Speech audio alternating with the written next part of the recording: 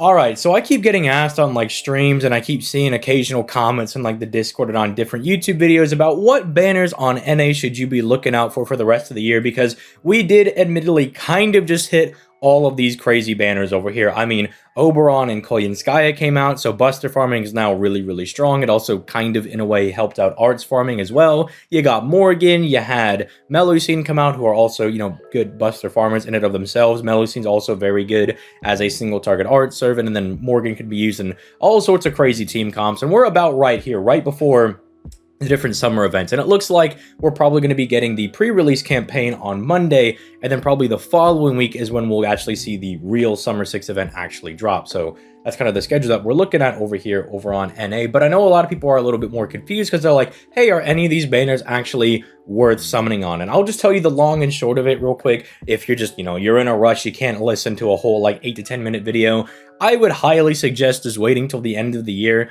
because you have Koyanskaya who comes back around, and if you didn't get her during anniversary, I would just advise saving everything you got for her. Just being able to do like Buster farming is going to be super nice, you know, when like the 90++ stuff starts coming out, which I believe was Summer 7 next year. I believe that's the first time I at least remember encountering a massive 1 million enemy, but it could have been an event or two before that. But it's about midway through the year next year, right, is when we're going to start getting those annoying events that are going to start coming out that have those really strong nodes that you need to farm.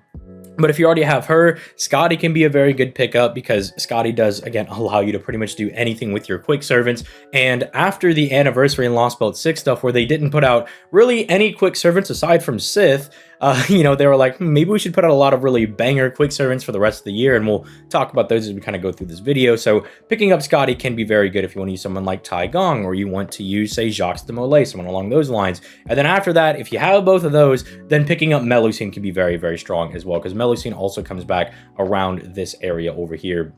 And so being able to pick her up is definitely very strong, because not only is she a very strong Arts DPS servant that you can pretty much bring anywhere, because, well, she doesn't really have any damage mods. Her special gimmick is firing her NP like 6 to 7 times in a row, and then just absolutely eviscerating the enemy, right? Just super good for that. And she can black rail farm as a Buster person. So those are probably like the main things. If you want like the correct quote-unquote answers, those are probably who you just save and wait for, because they're absolutely phenomenal. But if you're talking about some of the newer servants, you're like, hey, are any of the newer servants worth going for? Let's start getting into some of those. So one of the first major servants that's going to be coming out is going to be in about a week or two, depending on how long they want to make us wait for Summer 6 over here. And that's going to be the Saber Okita Alto over here, who is a very strong quick looping servant. She's pretty much got all the tools you could ever really ask for on a quick servant. I mean, she's got solid attack buff, she's got solid quick buff, she's got a solid battery, they give her NP gain. They just gave her pretty much everything you could ever want, right? She's just very solid. I guess she is missing out on like a good damage mod that's like on the NP or something. She doesn't really have that, but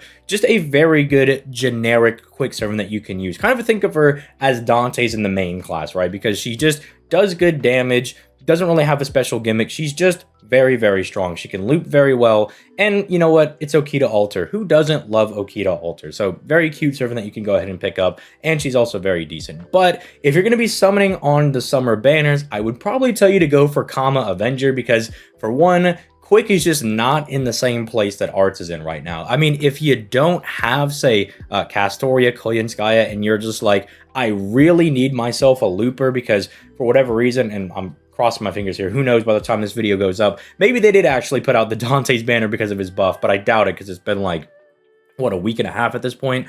So if they didn't put that around and you just don't have yourself a good quick farmer, then she could be very good if you need to kind of like finish out the year and use her as your farmer. But other than that, I would really advise going for Kama, because Kama is very strong as an Arts looper. Now, if you've already got, say, your Berserker Musashi, you've already got your Space Ishtar, you've already got one of your really, even Muramasa even, right? Like just a very strong Arts looper already. You don't need to go for Summer Kama. Obviously, you might want to go for Summer Kama because, dog, look at her. She is adorable.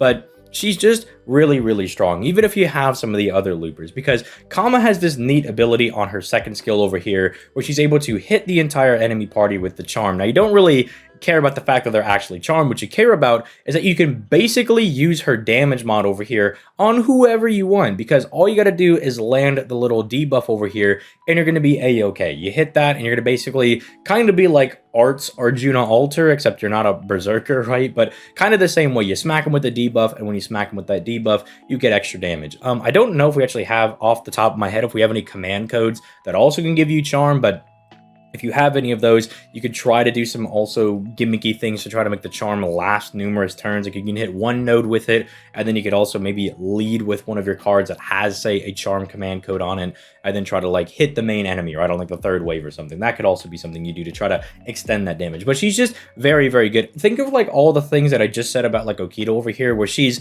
very generic and free, just a good servant all around. It's kind of like Kama has that, except she has the larger battery, which is really ridiculous, by the way. I don't know why they gave her a 50% battery and then they gave her a 30% battery over here. I get they gave her the NP gain as well, but dog, she's already going to be getting 60% NP gain from double Castoria. So if anyone needed the larger battery, it's probably going to be the quick servants and not the art servants, but that's a whole different rant for another day. But it's basically everything that she's got going on, except, you know, she's just built a little bit better because she's an art servant. She has kind of a gimmick with the damage mod of, you know, charmed enemies. She also has a larger battery, so if you need to use her for special team comps, like say some 90+ nodes where you need to use the double Castoria to give the entire party 60%, you fire her battery so she could take care of like one specific weird node on like the last free quest for some event. She can also be very good for that. Just having that ability makes her very, very strong. So yeah, I would definitely recommend going for her if you want to summon for one of the summer servants. Not only am I more of a Sakura face simp than I am for, I guess, an Okita face simp, because I don't, look, it's very hard for me to see Okita alter as a saber face. I get that she probably is technically one, but it's hard for me to see her as an actual saber face. But I just think she's built a little bit better, and she's going to last you a little bit longer unless they do something ridiculous for quick. Like, I don't know, if the New Year servant is not like some crazy new quick support servant, or next anniversary is not some crazy new quick support servant, a lot of these quick servants are going to kind of get left in the dust, even as good as, say, Okita Alter over here might actually be. Now, you may be wondering about the 4 stars over here. You might be like, well, that's nice that the 5 stars are there, but what if I want to go for the 4 stars? I mean, Anastasia is just kind of like standard .jpeg good unit. You might want to go for like NP2 because her NP1 damage can look a little lackluster sometime, but she's just got a very basic and like straightforward kit. I like using her a lot. Corday kind of has this special damage mod against skill debuffed enemies, and so her damage can look a little bad if you don't have it, but I find her fun to be, you know, used and everything because I use her on JP quite often as my like DPS caster, because, you know, DPS casters are kind of in short supply, as we'll kind of get to when we start talking about Izumo, but she's definitely really good. Sei is very fun to use. I just picked her up over on JP. I like using her. Canis kind of feels like the person that got the shaft on the summer banners over here. She just doesn't really have anything super unique or special really going on, and that's kind of unfortunate, but she's still usable. If you're a Canis fan, you could probably get some usage out of her. You could use her as like a crit DPS or something. I don't know, something along those lines. But yeah, that's summer. That's like the main thing that I know a lot of people in the immediate future are going to care about. You know, Van Gogh comes back around, but obviously, if you want to go for Van Gogh, she's still very good. Ereshkigal got her buff, so she's obviously very good right now as well. But we're talking about some of the newer units that are going to be coming out, because as far as reruns are concerned, you want to hit Koyenskaya Skadi or Melusine. Like, those are probably the 3 main reruns to hit. Jonks over here, she's really solid. I believe it was about like a year and a half ago, I even had her in like the top 5 best quick loopers. I think she's rather solid. I do like using Jonks. I think she's a very strong quick looper. She at least kind of has gimmicks going for her. She might be easier to use because she's a foreigner as well. Whereas, like, say, Okita over here is a saber, so she can get stopped by, say, archer nodes or something along those lines. Whereas Jonks, you could pretty much bring her to, say, kind of anything, right? Which is really nice. She also has, like, the same niche. Oh, where is it? It is right here. She has the curse special damage mod, which I know we actually have command codes for, so you can try to get that damage on all 3 nodes. It might be a little bit more scuffed, right? But even if you don't have the command code, she does have these buffs right here where whenever she attacks, she actually does hit people with the curse damage as well. So you can kind of like smack them with the curse, then fire the NP if you want to like chain it that way, right? So you can kind of do some goofy little things with the Jocks over here. She's not bad at all, but I know that a lot of people, especially if you're a ZTO follower, you know, you follow your boy on Twitch and everything, you know that I'm really gassed about getting Zenobia. Now, Zenobia can be a little bit rough to use at NP1. I say this as someone who's been using NP1 Zenobia for 2 years, but she can farm, like she can get the job done.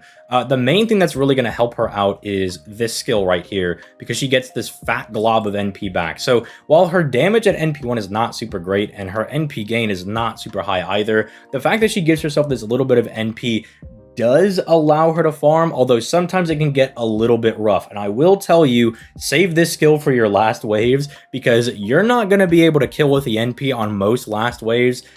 This is, again, for me not having Black Grail using Zenobia for 2 years, so I had to rely on this. So any of your face cards, you kind of want to bomb these stars, suck them up, and then, you know, finish them off with like a crit or something. But Zenobia is fine. She's not like the most broken servant that you could be using, but she is fun to use, I suppose. You can use her as a looper. She's, you know, the main appeal, let's be honest, it's the fact that Zenobia is super hot. let's keep it a stack. That's the whole motivation to use her. But yeah, not a bad banner. You can get yourself what might be arguably a better quick looper than Okita over here. I'll leave that to the people in the comments down below, though, to decide who they like better on that one. I am not touching the quick looping arguments with a 10-foot stick. But Zenobia is going to be the prize for me on that one. Then we kind of move over here to where Izumo comes out. Now, I'm just going to say this right now before we even get to Ryouma over here. This is a very disappointing servant to use. I think they're super cute. I love them in the event. I think they're super adorable and everything, but they're just not very good at looping. They just do not hit those loops very, very well. And it's just because they feel like they're lacking something. Like there's just something they don't have. Like, yeah, they gave them the 50% battery. They even give them technically a 50% arts buff because they combine the 30% and the 20% over here. You get the NP overcharge. Like, they do some interesting things. This can be very fun to use with Castoria, and they have this like niche on their NP where they give themselves this big thicky defense right here, which is kind of nice as well. You could do some like mash strategies, I suppose, if you really just want to like face tank things, but they're very disappointing. If you're going to be trying to use them as a looper, it's a little rough to do. They can do it. You can get the job done with them, but it's a little bit rough. Like, it's not the prettiest thing to be doing. It's a little disappointing, but if you do just like Ryouma, you can get some value out of them. You can get a little bit of value, but they're fairly average. Like, they're not super broken or anything. Izumo over here, I think, is kind of in an interesting position. While it is unfortunate that she is a quick servant, and again, quick is not in the best spot, she is a DPS caster, like a single target caster, which those are not like super abundant, or at least good single target casters I don't think are super abundant, right? Like, I do think, you know, you kind of want to look around a little bit to try to find like a really good one, because like Ilia is now very solid, and say Sanzo is really solid, but if you don't have them, well, like your next best options might be someone like Medea, or even oh, what is her name? It's Medea's teacher. I'm drawing a blank on it right now. Cersei. I was drawing a blank on her name, but you know, they're not even really that good as their own DPSs, especially because they broke Medea's kneecaps before she even spawned into the game and gave her AoE damage scaling. But again, that I could rant about that all day, how they shafted my girl Medea. But Izumo, I think, is in a very, very good spot, because she is just like got a whole bunch of good stuff going on. Like, they just gave her like nice buffs, nice survivability, because Lord knows that Scotty's not keeping you alive. They gave her a big fat 50% battery over here. They let her do big crits over here, which, I mean, Scotty already gives you big quick crit damage, but you know, she can do like huge crit turns on her own. And then her NP itself is also like very solid as well. She even like procs the quick resist down first as well. The fact that she has a 50% battery does mean you can use her in some very weird nodes, again, like those 90+ ones where you might just need a caster to knock out a huge assassin, because she's got that 50% battery. You can have her take just the 2 charismas from Castoria, and then she'll take care of herself, getting her own NP. And I mean, even her NP itself hits like 10 times, so you can actually drop a decent bit of stars on the NP, and you can get some decent refund back on it, especially because her own refund is really, really high at 0.8%. So Izumo is one of those servants I'm actually considering summoning for, despite the fact I don't have Scotty, but I do think she actually is very, very strong. I do think she's worth considering, just because I don't know how, like, you know, in demand like a DPS cast is going to be for you, right? For some people, it's not going to be as important to go for someone like Izumo, but for people that just don't have, say, Sanzo or stuff, which is the only reason I'm considering not summoning for her, is because I have an NP3 Sanzo. So I'm like, I don't know if I actually want to summon for Izumo, but I do think she is a very strong servant. So then coming out like shortly after that is Melusine. She's going to be coming out around Scotty, and this is a little bit unfortunate because the 3 really good reruns are these 3 right here, Koyenskaya, Melusine, and Scotty over here.